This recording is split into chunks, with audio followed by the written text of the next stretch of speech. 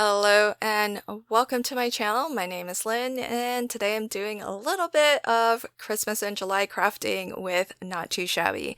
So I've got here the Christmas bundle that includes Rustic Christmas.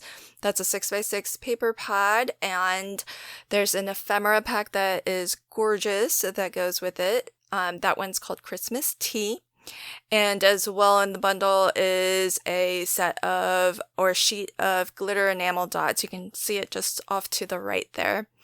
So this is a really fabulous, very traditional Christmas palette. So lots of reds and greens and gold.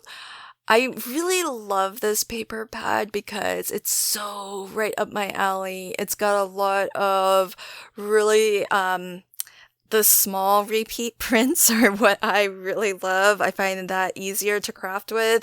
And it's got a lot of very monochromatic prints, which I also really love. So what I'm gonna do is make a set of cards, and I'm going to feature both the Easy Wonder die number 1 and number 2, which both of which are now available on pre-order at the time of this recording, and unless anything changes, they should be available until July 15th. So if you're watching this around that time, then I'll leave links to everything in the description box below, and they should be valid. So these, the Easy Wonder family dies, they're kind of spendy to produce and spendy for you to purchase, admittedly. And so for that reason, they are not like kept in regular stock because it's really hard to predict how much you can sell of any particular product, and if it's really expensive to buy a lot of units, then it's quite a risk to potentially order too much and have just a lot of inventory that who knows when it's going to sell through. So that's why when these dies are available, they are only offered on pre-order. And when Jamie puts the pre-order in, she always orders like maybe just a little bit extra so that maybe folks who missed the initial pre-order, they'll still be able to get one, but it's very limited stock at that point.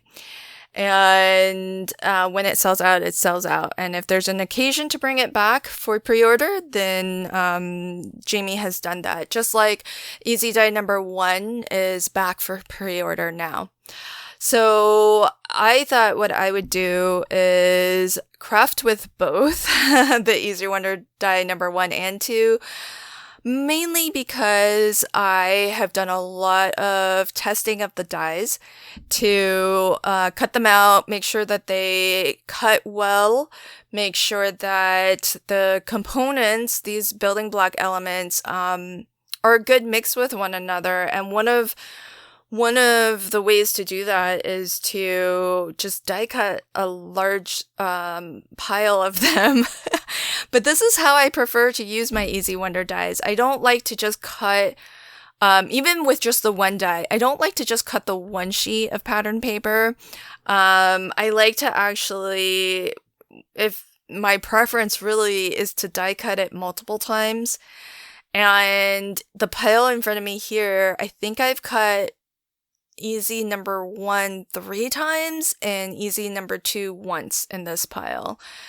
And so that way I just have a lot of elements to pick and choose from in different patterns. And even if you only have the one Easy Wonder die, it's really nice to do that. And in fact, normally what I would do is also die cut out of some solid color cardstock too. I know the Easy Wonder die, I designed it so that it's can efficiently cut your 6x6 pattern papers, but there's nothing saying that you can't cut it out of some solid color cardstock too. And my preference for when I craft with it is to do just that, because it's nice sometimes to kind of mix some solids in with your patterns, and that way, your eyes have a bit of a place to rest a little bit, and it's not just pattern on top of pattern on top of pattern. Now, with these patterns, though, I kind of feel like they're so bold, the colors, that the patterns, if you're using multiples of them, and it's kind of why I chose the colors that I did, so that I have a lot of contrast between the various different patterns. So if I do include more than one on a single card, at least you can kind of appreciate one from the next, because the colors are so distinct from one another. Like, black is a really strong color, red is a really strong color. I didn't use the gold faux glitter from this paper pad because I was kind of saving it. Because these die cuts came from me testing the die. So, Jamie and I, we it's just the two of us testing the Easy Wonder die sets because they are so expensive. Even the design team doesn't get them, and Jamie is very generous with design team packages and what we get each month. But this is one that it would kind of break the bank to outfit the whole team with. So really it's me and Jamie doing a lot of testing, doing a lot of die cutting, doing a lot of crafting to really make sure that everything works the way it should, that everything die cuts really nicely, and that everything looks as it should. So, some of the back and forth is that we've had on these is, are the mats and layers, the right size? Does the debossing look like we want it to look? Is it prominent enough? Things like that. So we do a lot of testing ourselves, before, like for months before, before you get to see it. So, hopefully what that means is, by the time you get your hands on it, it's you're gonna really be pleased with the result. This particular card, I was very tickled by, because it started as me just doing one of the card sketches from Easy Wonder Die number 2. But then I thought, wait, let me try to actually, because I have pieces from both sets, let me try to mix in something from number 1. And so I pulled the square frame from number 1, and I took the largest square from the add-on to number 1, and it worked out where these wedges from number 2, it's not quite dead on exactly the same height, but it's really close. It's like a fly's eyelash off. And it's not bad. It's off, but it's not too terribly off. And it worked out really nicely to create sort of this different look, this sort of parallelogram look. So I really like how that one evolved, and it wouldn't have evolved if I didn't have all of these die cut elements in front of me. And so that's why I really like die cutting multiple times out of different pattern papers. Even if you only have the one die, I think it still gives you a lot of different options in pieces and having repeats of the pieces, because you may not necessarily see something without physically, and that's kind of how I am. I kind of have to see it physically to kind of have an opinion, and so it's really helpful to me. It's almost like having Legos. You just have all these building blocks and you don't know what you're going to make. So you just start putting things together and see where it takes you. And if something doesn't work out perfectly or doesn't sit just right, you can always just take it apart, and then swap in another piece. And that is until you glue things down in the case of card making. But that's why I really see the entire collection family of Easy Wonder dies as just basic building blocks that, if you just have the one set, I think is fabulous. But it gets really interesting when you start to add a second, a third die set from the family, and then your options just become, all the more expansive. And so I really love that aspect of it. And this is another card where if I didn't have the Easy Wonder die number 1 cut out 3 times from 3 different pattern papers, this card would never have evolved this way, because I would not have thought to take that rectangle strip and use 3 of them on a card, and much less think about using 3 different pattern papers on a card like this. So I feel like that's one of the reasons why die cutting it multiple times is really nice, because sometimes it's just nice to have the options. Maybe you swap in one of the red pattern papers and instead change it to maybe the black pattern paper. And so for that aspect is one of the main reasons why I like to die cut out of multiple pattern papers.